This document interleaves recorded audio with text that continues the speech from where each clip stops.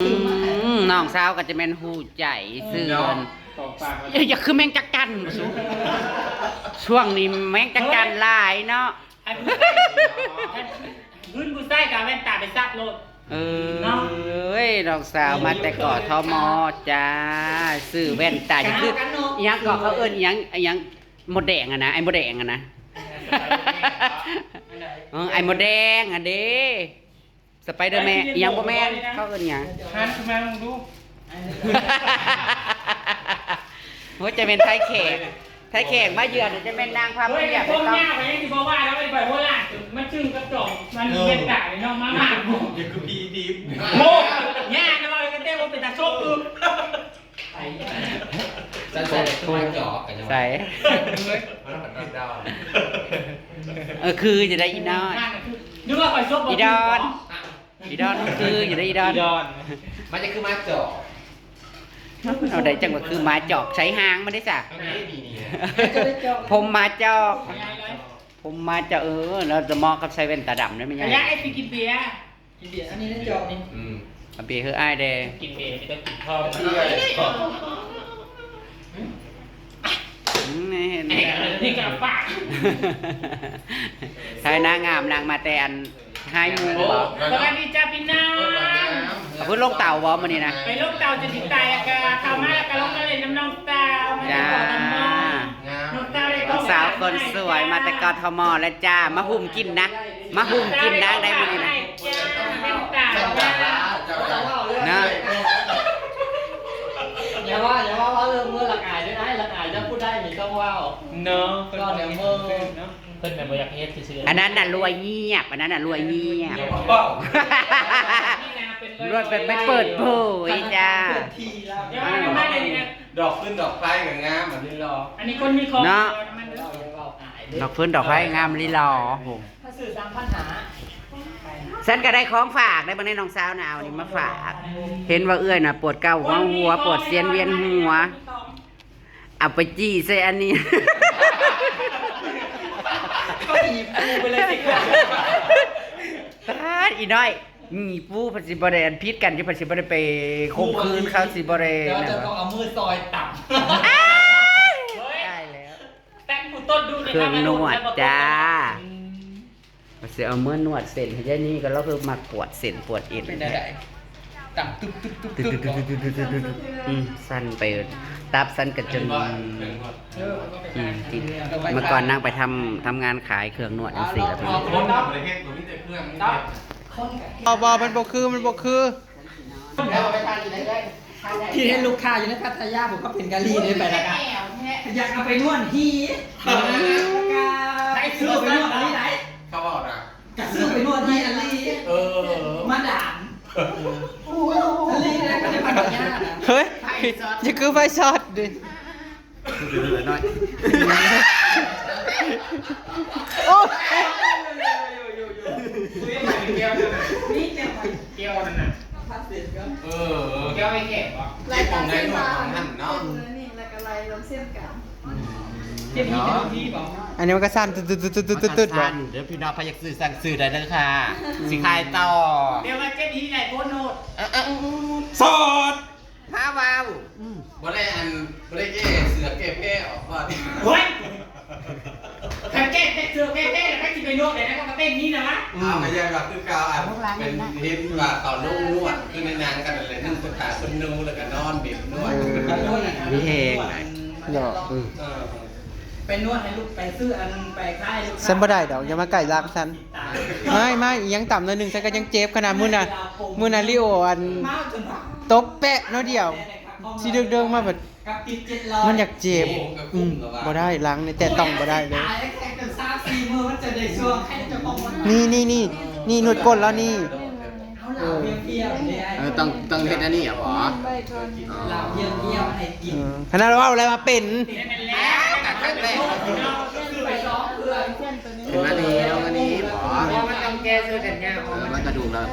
เส้นตัวนี้ลงมา2เส้นกระดูกอยู่ข้างล่าง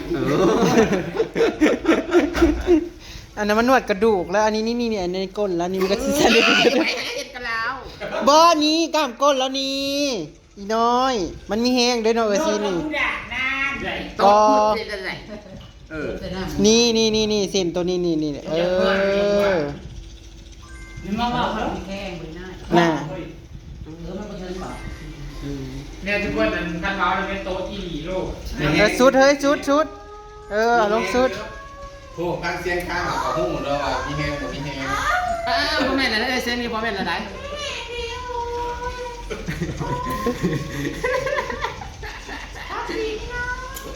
สายดีแล้วเอ้ย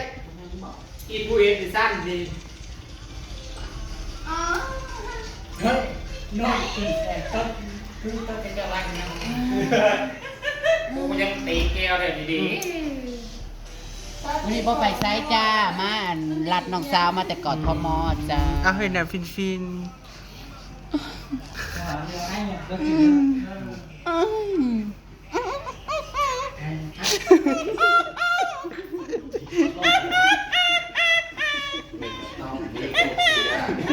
มันสิลงได้อยู่เกมนี้นะมันสิลงได้อยู่ ๆมันจิบติดเหลืองบ่ ได้แห้งเด้ อืม มันนี้หยาบ ในลองกล กระโปรงด่างนะวะ นั่นแหละมันสิได้แฮง เพิ่นรวยคือเจ้าเขาได้เงินเย็นคือเจ้ามีต้องเงินทอนก็ได้เงินเย็นคือเจ้าแบบได้โต๊ะแล้วก็ต้องเอาไปเสริมเนี่ยอันนี้ทานมาแล้วก็ทานไปทานมาแล้วก็ นั่นนี่ก็เป็นเงินนั่นนี่ก็เป็นได้เงินเฉย โอ้ยอย่าว่าขายตะขายได้ไม่ต้องเล่าเบา มันสั่นดืดๆบ่เฮ้ย จะได้ มันเป็นแบบ สั่นเดือดมันเป็นไฟดูดแล้วบ่ จ้า สลาพระเจ้าทางพลัง มัน ได้ กูไปนวดไหน กลัวเอ้ย มาเด้อมาดีนะ บ่จะคือแบกโทรศัพท์ ไปนวดไหนมาไปนวดไหนอีเจ้าของร้านแล้วมันอยากนวด กันไปกับมูสองคนในบุญละเครื่องไงว่ามาถึงสิบสาม กลัวพวกนี้กับพ่อนวดพ่อนั่นแนวเลย ก็นวดเหรอ อุ้ยกระดูก กับพ่อร่างกายอย่างเดียวแล้วดูว่ายังก็ คุณจะง่ายคนล่ำนะ ต้องเฮ็ดเองอันนี้เขาจังหูว่ากระดูก มึนหดหัว มือมากาได้มือละสี่หาครบเครื่องแบบนี้มันมือว่ามากาจนสี่หาอีก บอกตั้งซื้อมานวดอยู่เจ้าล่าเนี่ยไปขายเขาไปซื้อบ่ ซื้อไอ้แขกคนล่ามันสลัดคือยังนี่ บ่ซื้อบ่ โอ้ยมาซื้ออ๋อนี่เป็นคนไทยคนลาวคนสลัดโลกเขาซื้อเขา สลา เวนเขาเงินบ่หลาย เขามีเงินซื้อ คนไทยเขาจะมีเงิน เขาเจ้ามีเงินโอ้ ใส่ ที่แรกมันจะไปไม่ใช่หมอ ก็ได้แห้งเลยมาซื้อ ไม่เห็น อันนี้คือมันบ่แห้งเลยนี่เนาะคือปั๊บได้มันบ่ปั๊บตัวไหนตัวนี้ ตัวบวกบ่ เวลาสิปั๊บเขากดยำนั่นนี่แหละเขากับตรงหัว แบบมันอันไฟอินฟราเรดสลายพังผืดอันนี้เวลาเขาทา สลายพังผื เว ด ลาเขาทากับน้ำมันนวดเขาทาใส่ตรง อ ไอลมอุ่นอันนี้อัตโนมัติเล่นแห้งกว่าเก่าบ่ปานนี้ ตีไขมันก็ได้ มาสิตีให้ นี่แพ้ไขมันข่อยนี่ได้นี่ มาสิตี ข ให้ นวนนี่กับฮีฟู โอ้ย สั่งดิ ใส่ อันนี้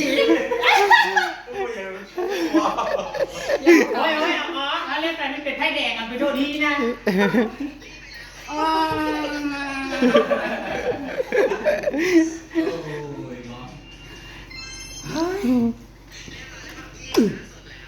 มีแห้งแล้วบ่เป็นไง ได้แห้งอยู่นะ อื จ๊ะ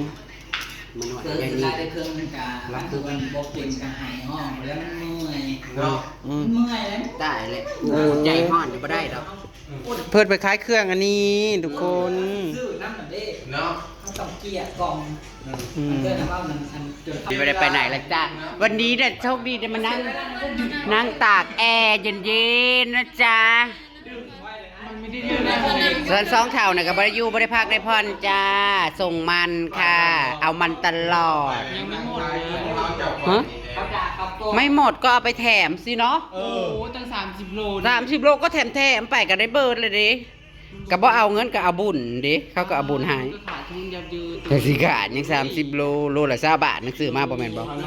โลละเท่าใดเอามาน่ะ โลละ18 บาท แน่บ่ได้ฮอดโลละ20บัดมาขายพันโลละ40 50 บ่ฮอ แล้วใส่ข้าวเงินเขา กำไรนะมันได้อยู่แล้วอืมไปมื้อนี้ก็มาลัดน้องสาวจ้าบ่มีหยังจ้าพี่น้องค่ะน้องสาวมาแต่กอดทมจ้า เป็นขี้ขาด บ่แม่นคันไปอยู่พุ่นแล้วได้เป็นอันนั้นกลับมาบ้านได้เป็นเจจ้า มาบ้านน่ะได้เป็นมาดามจ้า เป็นม้าดำ กัญญาแล้วค่ะ มาบ้านแล้วได้เป็นเจค่ะ เบิ้ลผู้บ้าน นะคะ มาดับนี่มาดับ เพิ่นก็ขึ้นมาทุกปีพี่น้องเอ้ยแล้วสงกรานต์เพิ่นก็ลงไปคือเก่าค่ะทำงานเก่านะคะ ตัวในห้องเอง จะได้ก็ขอบคุณน้องสาวต้อมเด้อจ้าให้เครื่องนวดเอื้อยเห็นว่าเอื้อยเฒ่าแล้วเพิ่นก็เอาของนวดให้เอื้อยเจ็บแข้งเจ็บขา ทานน้ำข้าวเบียร์เลี้ยงต่อน้องยังน้อย ป๊าดน้องน่ะกินมาแต่น้อยๆพุ่นบอกน้องน่ะตั้งว่าเคี้ยวแต่น้อย แนวเอื้อยไหนละเอื้อย อ้าวบ่เด้อเอื้อย